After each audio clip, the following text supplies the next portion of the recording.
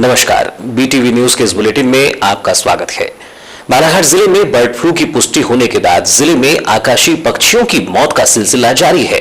शासकीय आंकड़ों पर नजर दौड़ाई जाए तो अब जिले में 150 से अधिक पक्षियों की मौत हो चुकी है, जबकि कुछ पक्षियों की मौत के मामले विभाग तक पहुंचे ही नहीं है।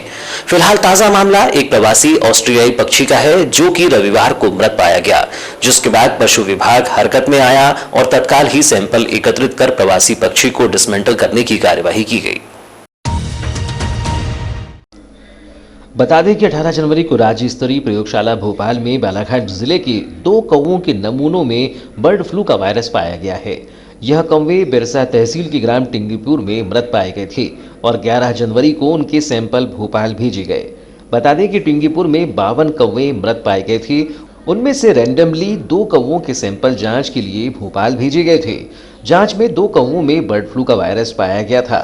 बता दें कि जिले में बर्ड फ्लू के संक्रमण के दौरान 134 कौवों सहित 4 कबूतर व अन्य पक्षी मृत पाए गए हैं, जिन्हें विभाग के द्वारा नियमानुसार डिस्पोज करने की कार्यवाही की गई है। 7 फरवरी को बालाघाट नगरीय क्षेत्र के वार्ड क्रमांक 2 के रिहायशी इलाके में एक प्रवासी पक्षी की मौत से क्षेत्र में सनसनी का माहौल व्याप्त रहा। जानकारी के अनुसार नगर के वार्ड क्रमांक 2 में 7 फरवरी की प्रातः एक प्रवासी पक्षी मृत अवस्था में देखा गया, जिसके बाद वार्डवासियों ने तत्काल ही मामले की जानकारी पशु चिकित्सक घनश्याम परते को दी, जिसके बाद घनश्याम परते तत्काल ही घटनास्थल पर पहुंचे, जहां प्रवासी पक्षी की पहचान डस्की मुरहेन प्रवासी ऑस्ट्रेलियाई पक्षी के रूप में की गई। बता दें कि जिले में ठंड के मौसम में अधिकांश प्रवासी पक्षियों का आगमन होता है। बालाघाट नगर के मोती तालाब में इन प्रवासी पक्षियों का जमावड़ा आसानी से देखा भी जा सकता है। हालांकि अब तक जिले में प्रवासी पक्षियों की मौत के मामले सामने नहीं आए थे, लेकिन रविवार को डस्की मुरहेन प्रवासी ऑस्ट्रेलियाई पक्षी की मौत से विभाग भी चिंतित है। बहरहाल विभाग के द्वारा डस्की मुरहेन प्रवासी ऑस्ट्रेलियाई पक्षी का सैंपल एकत्रित कर उसे डिसमेंटल करने की कार्यवाही की गई है।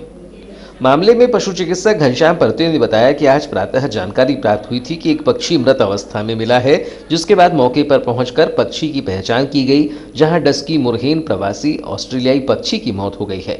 उन्होंने कहा कि जिले में प्रवासी पक्षियों को बहुतायत मात्रा में देखा जा सकता है, लेकिन अब तक इनकी मौत के मामले सामने नहीं आए थे, जिसके सैंपल एकत्रित कर भोपाल लैब भेजे जा रहे हैं। पूरा मामला है ये अभी हमको सुबह सुबह खबर मिली, हमारे मित्र हैं राधेश्याम महेश जी, उन्होंने खबर दिया कि सर एक पक्षी यहाँ पे मृत पाया गया है। हमने आके देखा, यहाँ पे एक माइग्रेटिंग बर्ड है, अपने यहाँ का लोकल बर्ड नहीं है, और डस्की मुरहेन इसकी प्रजाति है, और लगभग हो सकता है कि एक संभावना व्यक्त की जा रही, चूँकि अभी बर्ड फ्लू चल रहा है, हो सकता है एक बर्ड फ्लू से प्रभावित हो या दूसरी कोई बीमारी होगी। हमने सैंपल कलेक्शन कर लिया इसका, और सीधा इसको होल बर्ड हम भोपाल लैब इसको भेजेंगे जांच के लिए। पिछले दिनों जो सैंपल भेजे गए उनकी रिपोर्ट क्या आई है? नहीं, अभी तक तो सारे सैंपल्स बर्ड फ्लू के नाम से नेगेटिव आए हैं। वाराणसी के कुछ एक सैंपल में हालांकि बर्ड फ्लू आया था, जो यहाँ के कौवे के जो सैंपल कलेक्ट हुए थे उनमें। जैसे देखा गया कि अभी तक जो विदेशी पक्षी हैं उनमें अभी तक बर्ड फ्लू की पुष्टि नहीं हुई है, उनके मृत होने की जानकारी भी नहीं मिली है। इसको देखते क्या लगता है? अब ये पहले ही सूचना है बालाघाट जिले में कि ये माइग्रेटिंग बर्ड है, इसमें मृत्यु पाई गई है। अब देखते हैं जांच के बाद क्या स्थिति बनती है। वर्तमान में क्या 7 फरवरी को गायखोरी स्थित शासकीय पटवारी प्रशिक्षण कार्यालय में जिला पटवारी संघ की बैठक का आयोजन कर कुछ दिनों पूर्व निष्कासित किए गए जिलाध्यक्ष गिरधारी भगत को पुनः जिलाध्यक्ष बनाने की मांग की गई। वहीं प्रदेश समिति द्वारा लिए गए निर्णय को गलत ठहराया। बैठक के दौरान जिला पटवारी संघ के द्वारा प्रदेश पटवारी संघ द्वारा 10 जनवरी को दिए गए निर्णय की समीक्षा की गई। बैठक में सभी तहसील अध्यक्ष की सहमति से जिला पटवारी संघ द्वारा प्रदेश संघ के उस निर्णय को मानने से इनकार कर दिया गया, जिस निर्णय में जिला पटवारी संघ के अध्यक्ष गिरधारी लाल भगत को जिला अध्यक्ष के पद से निष्कासित किए जाने के आदेश दिए गए थे। वहीं पटवारी संघ से जुड़े सभी तहसील अध्यक्षों ने प्रदेश संघ द्वारा बनाए गए नए जिला अध्यक्ष को अपना अध्यक्ष न मानने की बात कहते हुए गिरधारी लाल भगत को पुनः जिला पटवारी संघ का अध्यक्ष बनाए जाने की मांग की। वहीं आपसी सहमति के आधार पर उन्होंने गिरधारी लाल भगत को ही अपना अध्यक्ष बनाने की बात पर जोर दिया। बैठक को लेकर बैहर तहसील अध्यक्ष TDS टेकाम ने बताया कि प्रांतीय संगठन के द्वारा जो जिला अध्यक्ष चुना गया है उसे हम अध्यक्ष नहीं मानते हैं। उन्होंने कहा कि जिले के पटवारियों के द्वारा सर्वसम्मति से गिरधारी भगत को ही अपना जिला अध्यक्ष स्वीकार किया था।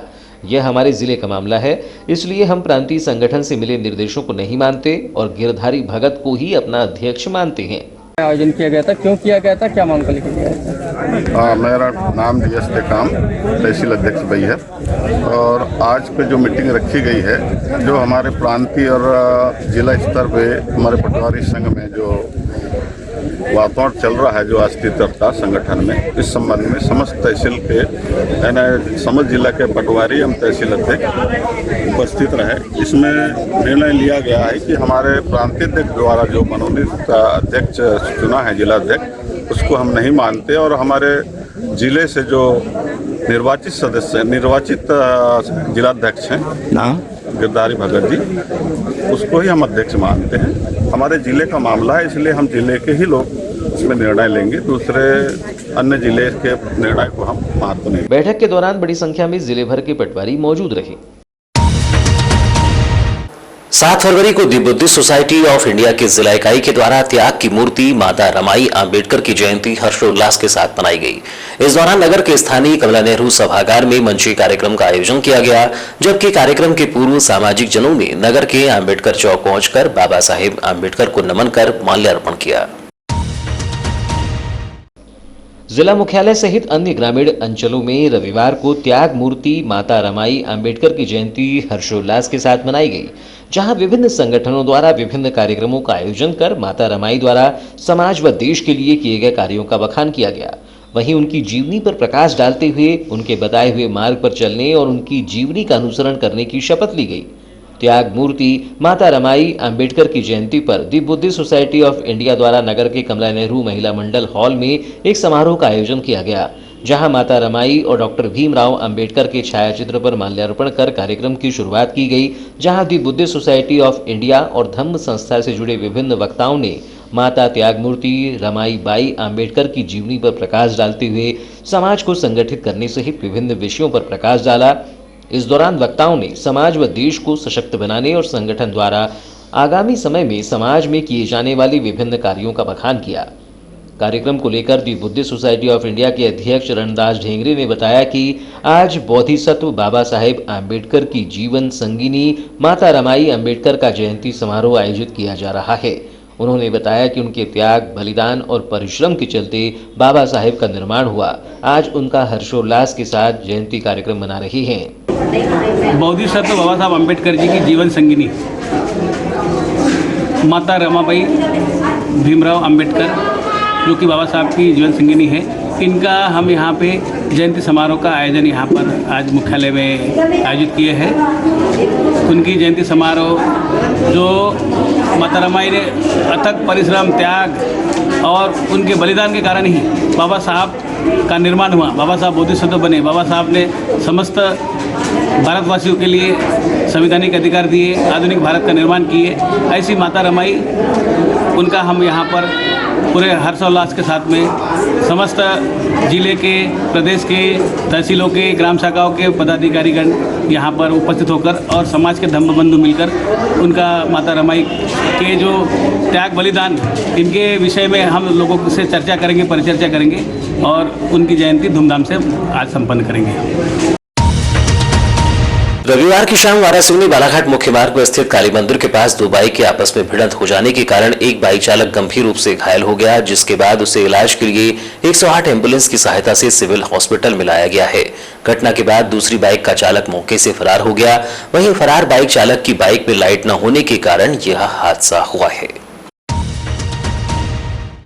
बताया जा रहा है कि हादसे के बाद वहां आने जाने वालों की भीड़ एकत्रित हो गई, मगर किसी ने भी इसकी जानकारी 108 को नहीं दी, जिससे घायल लगभग 20 मिनट तक वहीं पर पड़ा रहा, मगर किसी ने इसकी सूचना ना ही 108 को दी, ना ही 100 डायल को दी, जिसके बाद किसी सज्जन द्वारा इसकी जानकारी 108 एम्बुलेंस को दी गई, जिसके बाद मौके पर पहुंची 108 एम्बुलेंस की सहायता से घायल को सिविल हॉस्पिटल लाया गया, जिसके बाद घायल युवक की गंभीर स्थिति को देखते हुए बालाघाट रेफर किया गया। बताया जा रहा है कि घायल 50 वर्षीय संदीप जैन बालाघाट कृष्णा गली का निवासी है, जो थोक दवाई विक्रेता है। रविवार की रात लगभग 8 बजे संदीप जैन किसी रिश्तेदार के यहां कार्यक्रम में बालाघाट से वारासिवनी जा रहे थे, तभी यह हादसा घटित हुआ। तो ये थी अब तक की खबरें। नई खबरों के साथ एक बार फिर हम हाजिर होंगे, तब तक के लिए दीजिए इजाजत। नमस्कार।